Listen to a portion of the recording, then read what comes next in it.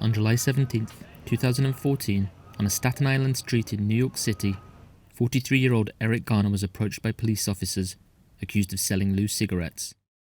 After Mr. Garner refused to be handcuffed, Officer Daniel Pantaleo of the New York City Police Department placed him in a banned chokehold.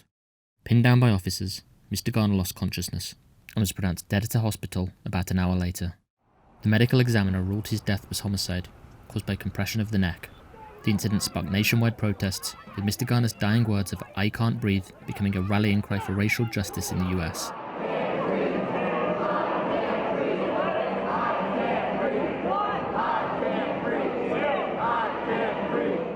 But what, if anything, changed in the city and America after his death? Some say not enough. A Staten Island grand jury declined to indict Pantaleo, and, after a 5-year wait, the US Justice Department, which had been investigating the case too, said it would not file civil rights charges. And the evidence here does not support charging police officer Daniel Pantaleo or any other officer with a federal criminal civil rights violation. The city did pay $5.9 million to Mr. Garner's family, and Pantaleo was eventually fired from the police force, but it took 5 years for the NYPD to take action.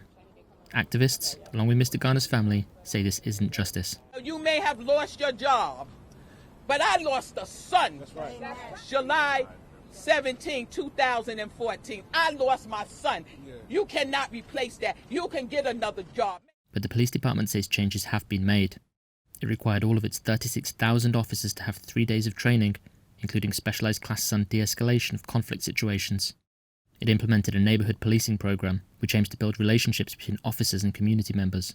Patrol officers were fitted with body cameras, and the NYPD reformed its disciplinary practices, allowing for more information to be given to the public about how it deals with police misconduct, including excessive force. Today is a day of reckoning, but can also be a day of reconciliation. We must move forward together as one city, determined to secure safety for all New Yorkers and safety for every police officer. But the steps won little applause from activists. Black Lives Matter! Black Lives Matter! Black Lives Matter! Mr. Garner's death was a catalyst for the Black Lives Matter movement, and another police killing in 2020, that of George Floyd in Minneapolis, led to nationwide protests and a new moment of racial reckoning for the country. Derek Chauvin, who knelt on Mr. Floyd's neck while he too told officers, "I can't breathe," was convicted of murder in a rare case of police accountability. But further pushes for reform across the US have stalled. Although New York State passed the Eric Garner Anti-Chokehold Act in 2020, criminalizing police chokeholds, federal efforts have been unsuccessful. The George Floyd Justice in Policing Act, which includes a provision to curb immunity from civil lawsuits for police officers, missed the deadline to pass into law set by President Joe Biden and is not expected to gain the support of the US Senate. We can't stop here.